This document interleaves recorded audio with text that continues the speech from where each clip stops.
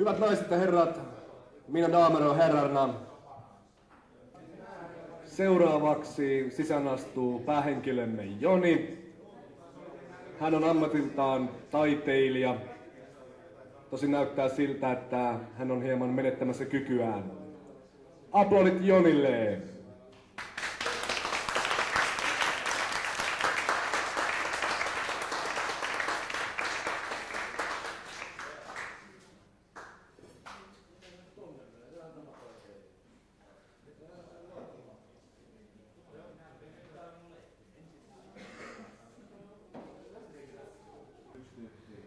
Mä oon hiuksista kiinni.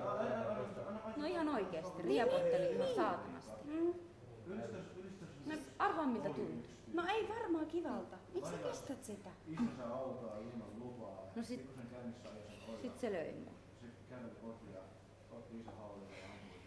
Mä sanoisin, että älä enää ikinä tuu mun lähelle. Siis se löi sua taas. Mut hyvä, että sä sanoit tolla lailla. Musta tuntuu, että mun kerää teoriaa.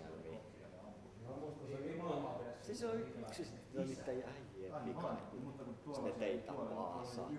Sotaan te niin saatanamoisia vanoja. Jos mä seurustelisin jonkun teistä kanssa, vittu mullahan menisi hermo. Oothan sä vittu sekan jätkä. Ja mikä ihmekään, että sulla ei näitä naisia oo ollenkaan. Vitu homo. Ja sä voit lopettaa sen virnoilun, kun et tiedä asiasta yhtään mitään. Ajattelin nyt vähän kataakin. Mitäs tossa ajattelet? No sinä voisit ihan oikeesti jättää sen. Rupeat vetää taas munkaan senkin koelämään. Unoha se.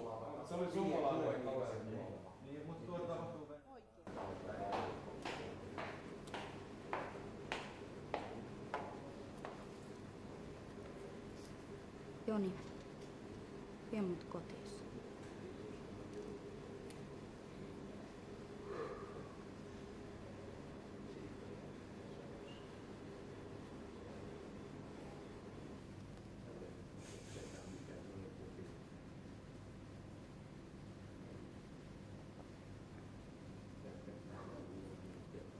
Nainen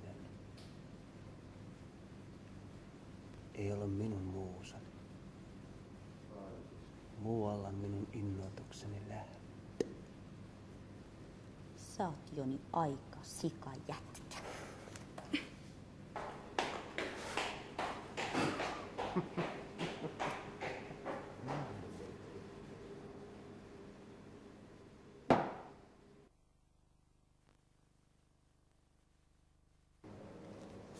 Se rupesi Joni olemaan sit valomerkki.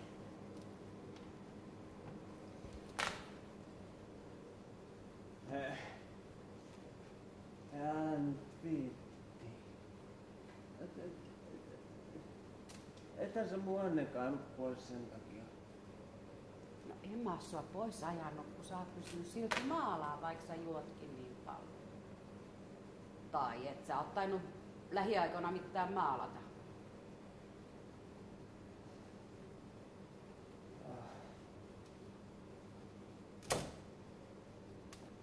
Nyt vaan on että semmoinen vaihe menossa, että mä en oo pystynyt, mutta kyllä mä taas maalaan. Älä hätäile. Ja sä saat sit taas mun maalauksia, kun niitä tulee. Olis syytäkin, kun toi piikkikin ruppee olemaan taas niin iso. Ei älä huoli. Pistä nyt vielä yksi. Pistä nyt yksi. Heitä.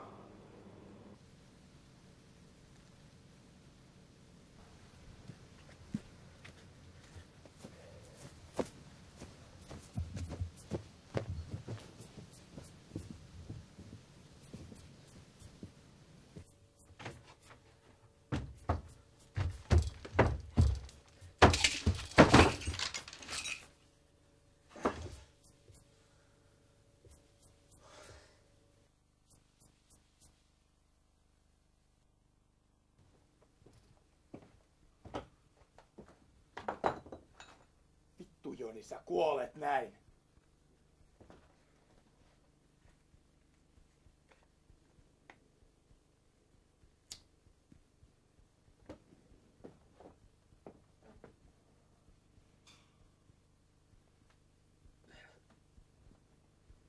Eikä kukaan tuu koskaan tuntemaan sun taidettas. Sulla ei ole enää mitään mahdollisuuksia koskaan breikata millään tavalla. Jatka vaan juomista samaan malliin, niin sä kuolet pian. Eikä kukaan tuu koskaan näkee ensimmäistäkään sun maalausta missään. Ja lopeta juominen, niin sä et ole enää taiteilija.